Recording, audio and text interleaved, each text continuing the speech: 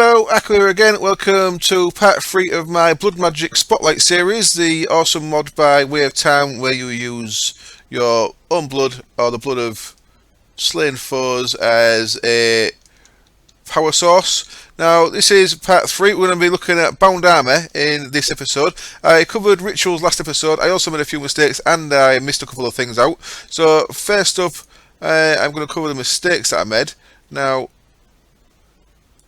a very nice person on Wade's thread, Mr. Video Game, pointed out a couple of things. The first thing is I said about the greater demons, the greater shards. These guys, demon blood shards. Now, I said I wasn't sure if we could get these. We can actually get these. These come off elementals. There are 3 types of demon: lesser, greater, and elemental. Currently, the greater. I think the greater. Is that correct? This is from Mr. Video Game's very useful post that he sent me. You can get demon blood shards. There are 3 classes of demons: lesser, greater, and elemental. Currently, we have the lesser and elemental available, so the greater you can't get them in it. To get a demon blood shard, you need to kill an elemental with a bound weapon. So we'll be looking at that in a later episode, how to summon them. I'm actually going to keep that in there because I'm going to use that for a little bit later on. And a couple other things. One is, the bound sword doesn't give you regen. I must have had, when I've used that in survival, I must have had regen on me from something else and maybe confused myself with that. But the bound sword does not give you regen. And the Rite of the Shepherd takes 4 minutes instead of 3. Now, Wade's thread actually says 3. But this guy, the one that grows your animals quicker, the thread says 3 minutes. Mr. Video Game has let me know it's actually 4 minutes. So that's maybe been a change in how that works. So there we go, that's the errors sorted out from the last episode. Now, I missed a very important thing regarding the ritual of the divination, the ritual diviner, this item. Now, the ritual diviner, if you remember, I showed it in the sigils episode. Now, that's how you make the first one, and then to make it into the upgraded version, you put demonic slates and dusk inscription tools around it. That makes it into the higher level one. Now, I did show you some of the functionality of this. I said you can shift right click, and it'll go through all the different rituals that are available.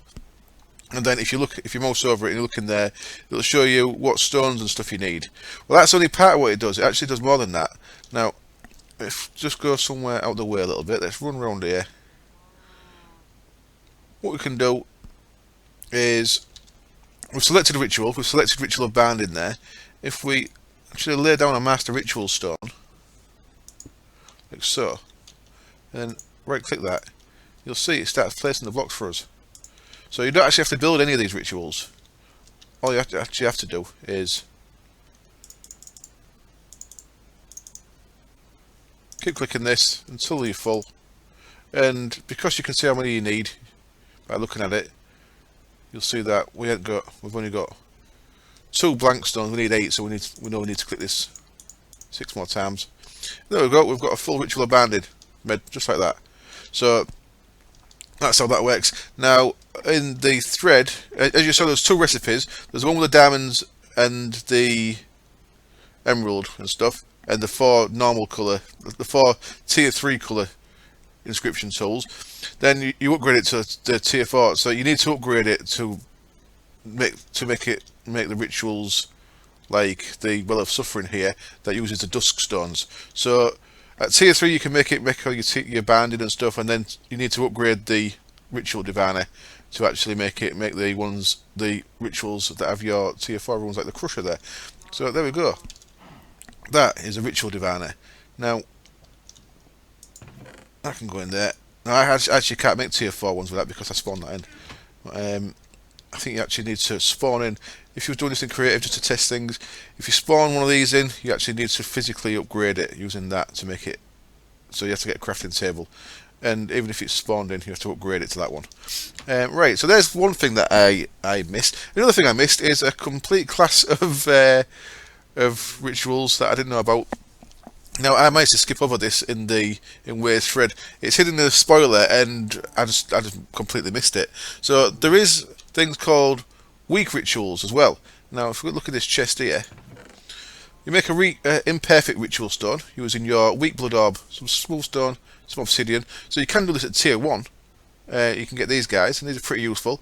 Now, what you do, you place this in the world, and you need one of these 4. There's 4 weak rituals. There's one that uses a water source block, one that uses a block of coal, one that uses a lapis block, and one that uses a bedrock block. So for that, I guess you'd have to dig down and find a bit of bedrock you can get the ritual stone underneath.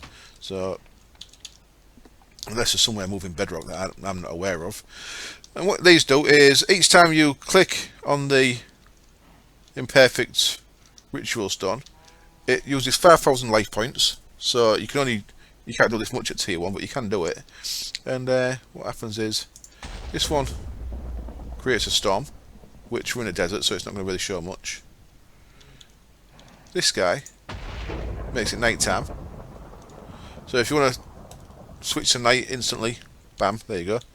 This guy gives us resistance 2 buff. And finally, this guy creates a strong zombie. No, I'm a creative, I guess. I am. I'll get to come and fight us. So this guy's got considerably more hit points than a usual zombie. And every time I've killed one up to now, he drops a shard. So I don't know if the shard's guaranteed from him, but everyone I've killed thus far has dropped me a shard. I'll just put things back how they should be. Nice little tip there, you can tab through stuff. Time set 6062. There we go, and weather clear. Loads. Now that's set my day back to nice and sunny, hopefully. There we go. Wonderful. So there are your weak rituals. Now it sometimes seems to take the coal. I don't know if that's because the coal sets on fire and burns, or it's. I don't think it's meant to consume the blocks, so the coal maybe burns. Oh, that one's maybe slightly different in that it uses the coal block off. But there we go. You could actually use that as a mob spawner, I guess. Interesting. 5,000 points each time. It's quite an expensive mob spawner, but I wonder one of them with a trigger underneath a well of suffering, underneath a ritual, underneath an altar would work. Anyway, I get sidetracked. There we go. Weak rituals, and sorry about missing them last time. Right, so now onto the main part of this episode. Blood armor. Wonderful. So we've got certain things we need from other rituals and stuff. We have our bound blade, which lets us get the weak blood shards, and weak blood shards are where your bound armor starts. So I've got 3 recipes I want to show you. Leave that over there for now. Ignore this one just for now. But the first thing we need is these guys. These are called empty sockets. Each one uses a diamond, some glass, and 4 weak blood shards. So you need to go mob killing. And what we do with an empty socket, I'm just going to spawn another one of these in. There we go. I'll go across to our altar. And I'm probably going to have to turn my time cycle on here for this to work. So let's just do that.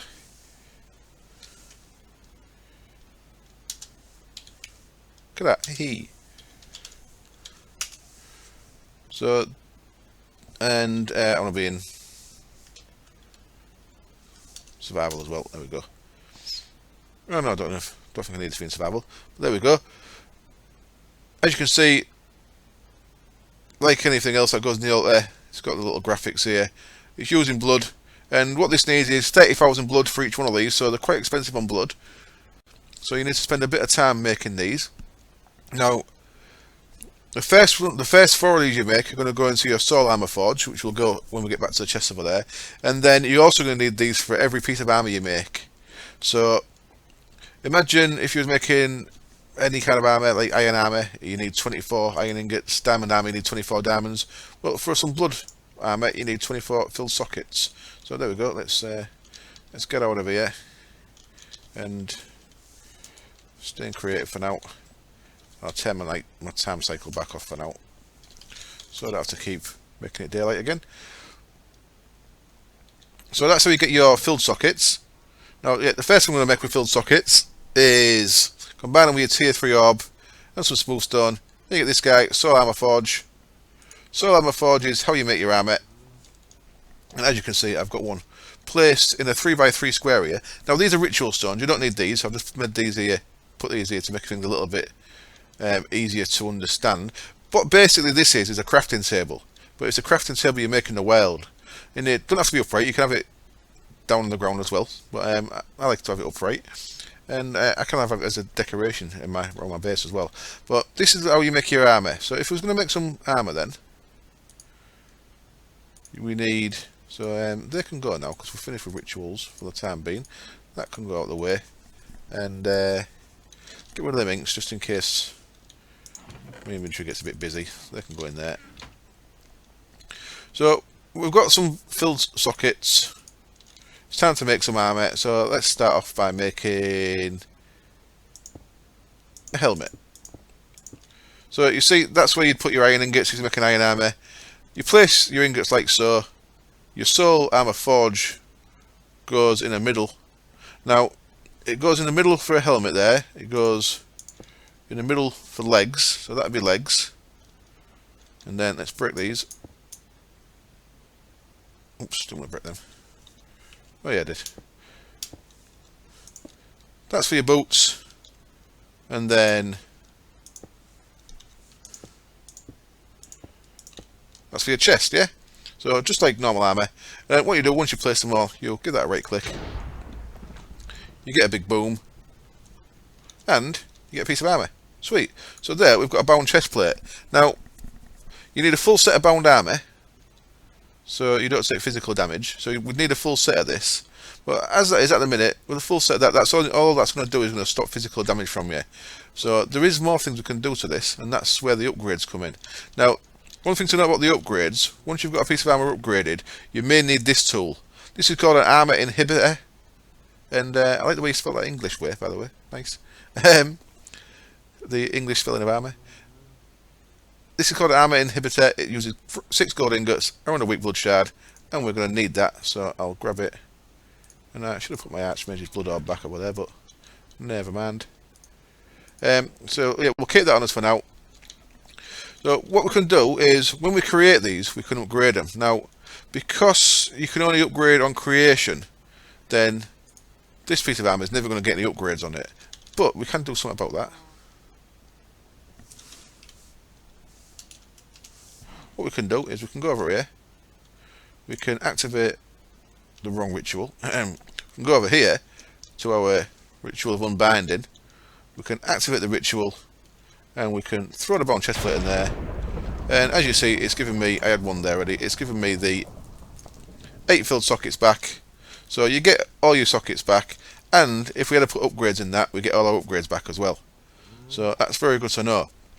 Now the upgrades, move on to this chest.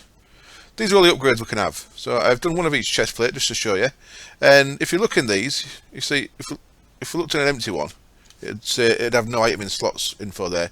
It'd just say devilish protection and damage done 0, which is what that one did when I had it there a minute ago. Let's make it again. Now I've shown you how to unbind it.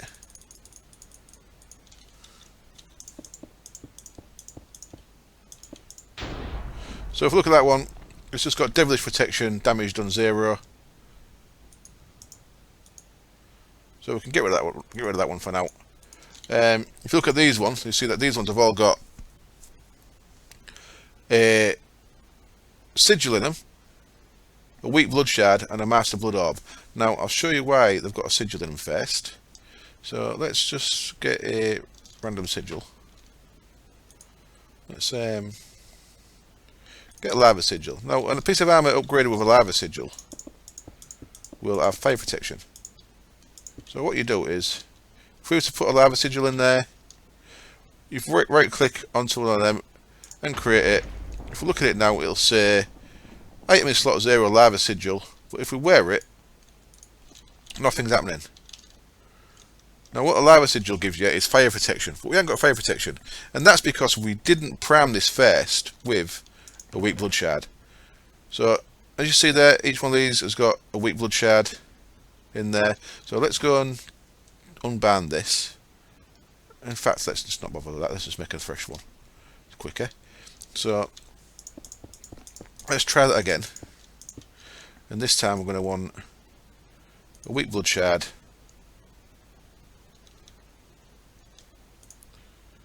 Never got no room on fire.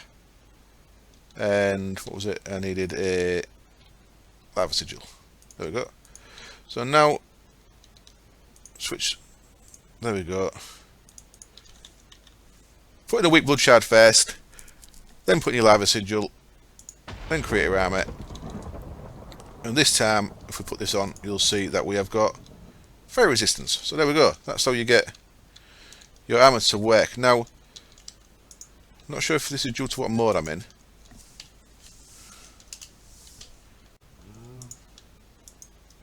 But as far as I understand it, this should be taking life points from me. Now, because we have got the sigil in the armour, and it's constantly turned on. So if, for example, we can use the armour inhibitor. Now, if we get that in our hand and right-click it, you'll see that we've got inhibit there now, so my fire resistance has stopped. So you can inhibit, and it'll inhibit all the armour you've got on, all the blood armour. So that's how the inhibitor works. Certain things it's more useful than others, but some things are very situational, and you'd want an armour inhibitor with them. For example, the one with the Phantom Bridge, I can never remember the name of it, but we'll get to that in a bit.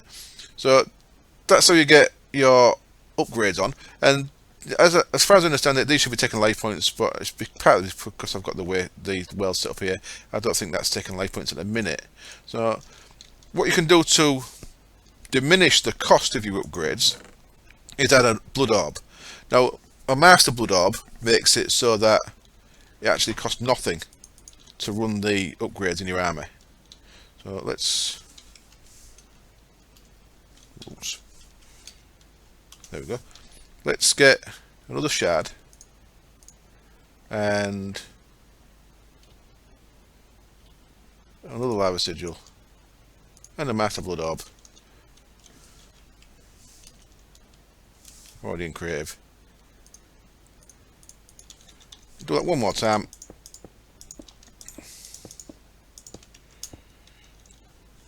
Shard, lava, sigil, master blood orb.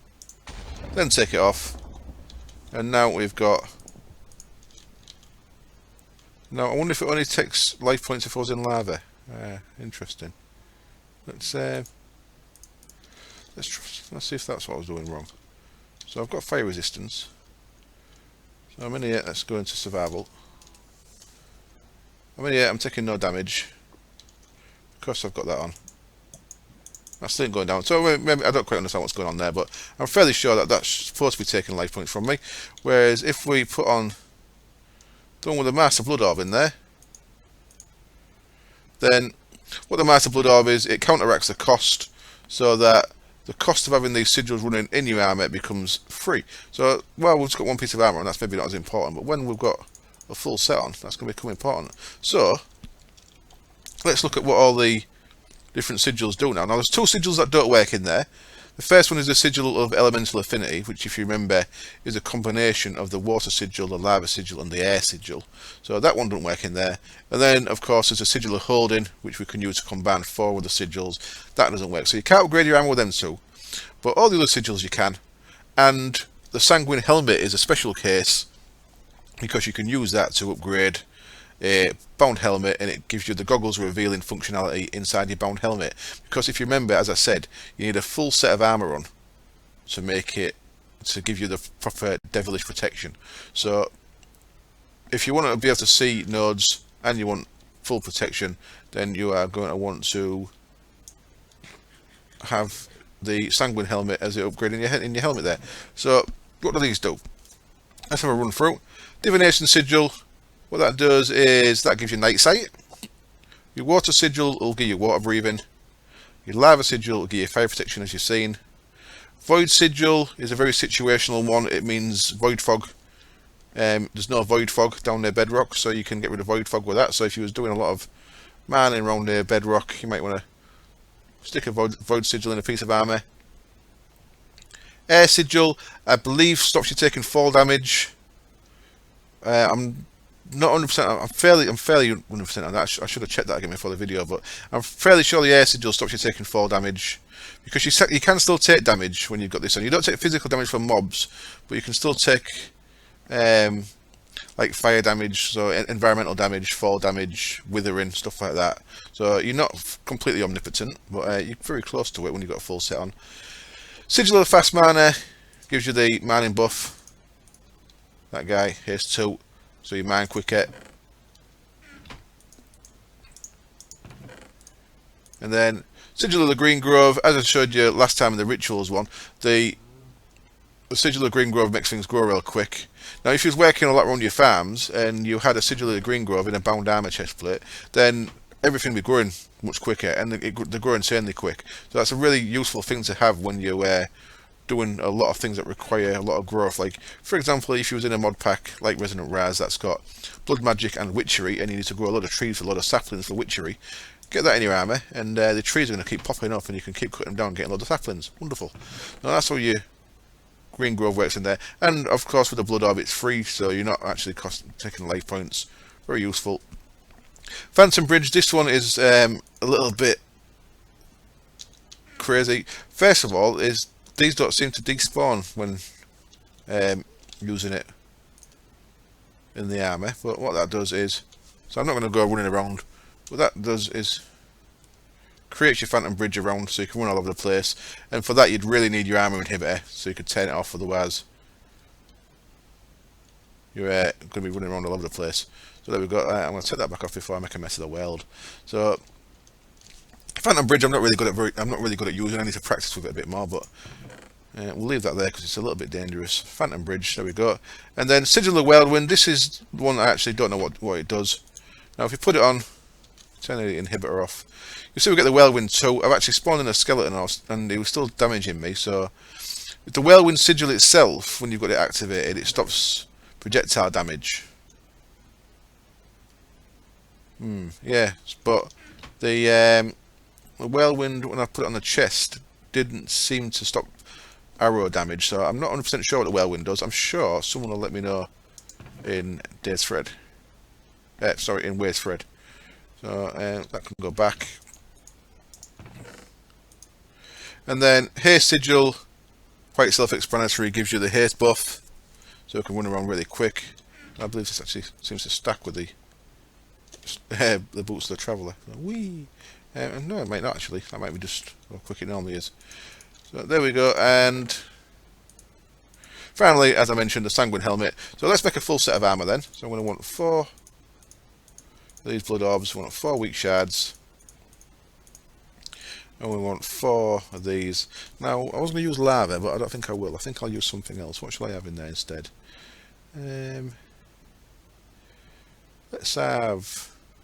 Let's just have the Void Sigil in there instead of lava. In fact, let's get rid of that. I'll keep that tidy, because I'm going to put this world up for download after I finish this episode, by the way. I'll go back into creative. Let's get us a Void Sigil instead. Get rid of that lava one. So let's make a full set of armor then. So I'll start with chest again. You need to shift click when you place them next to other ones, by the way, otherwise they don't click in. Look, if I try and click there, not what's happening. But if I shift click, it'll place. So just be aware of that. And let's get rid of them 3 that we have been just using for testing. So let's make a bit of space down here. We're going to want 3 slots. So first of all, for the chest plate, I was going to put Void Sigil on, wasn't I? So let's go Weak Blood Shard, Void Sigil, Master Blood Orb, bam. So as I said, this is possibly not very very situational, but now if I was down at Bedrock, I'd have no Void Fog. It's kind of useful. Next, let's go with Helmet.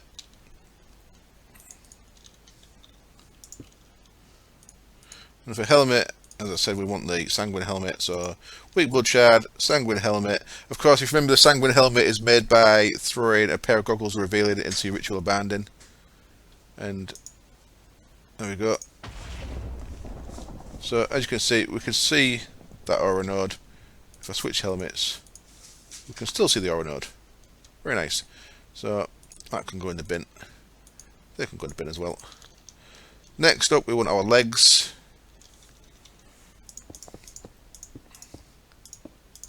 So what I'm going to do with the legs is I'm going to go with air sigil, so I take no fall damage when I'm flying around. 1, 2, 3. Bosh. Gets us that, and then finally we want the soul armor forge there, and we want boots. And for boots, we want our sigil of haste. So 1, I'll go there now. 2, 3. There we go. We've got a full set of blood armor, and we look like a little blood elemental from Ultima Online. Very cool. So there I am, all tooled up and ready to fight the big bads. So we've got a full set on. Then we have got the full protection that the blood armor offers. We've got haste in our boots, so we've got speed. We have got, shows our sigil of holding. So let's go to flight. And look how fast we fly.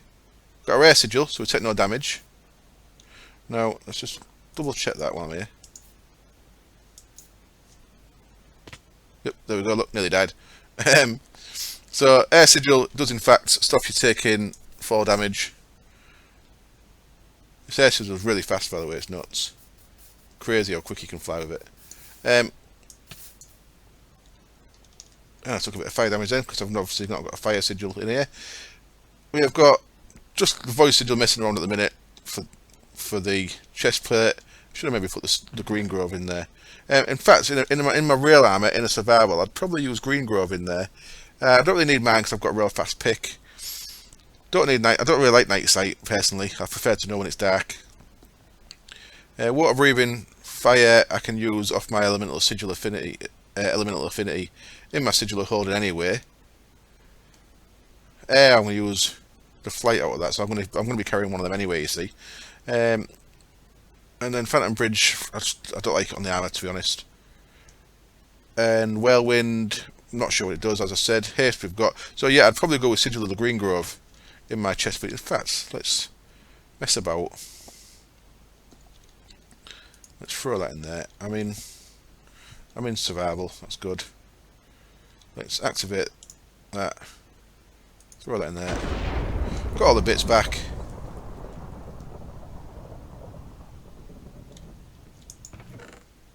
And let's instead, let's form one in. So, like I said, I'm putting this well for download, so I want to make sure the chests all stay as you've seen them. So let's get a Sigil of the Green Grove instead.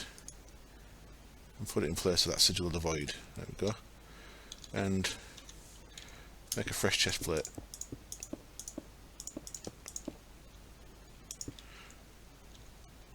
So you see, I've got everything else back as well. I've got the Master Blood Orb back. I've got the Weak Blood Shard back. So you get everything back. You don't lose anything when you're unbounding, unless it goes in the fire, of course. Green Grove, Master Blood Orb. There we go.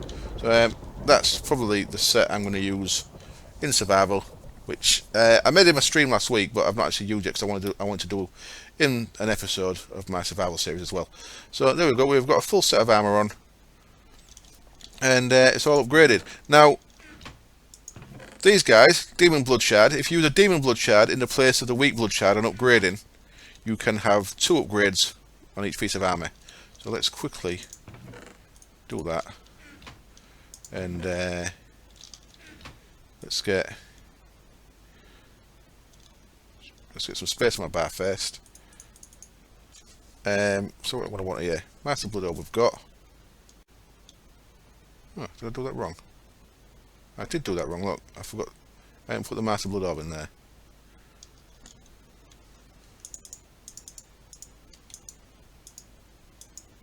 But I've got one for this at least. So I'm going to want haste, and let's go with air. And let's get that back and that back. So let's make a new chest plate. So do the demon blood shard. And now haste and our master orb. You see, if I take the boots and the legs that had haste and air on and put the chest on, you'll see we've still got the speed, as you'd imagine, because it's got haste on there. And if we fly in the air, we should still have the 4 damage protection, because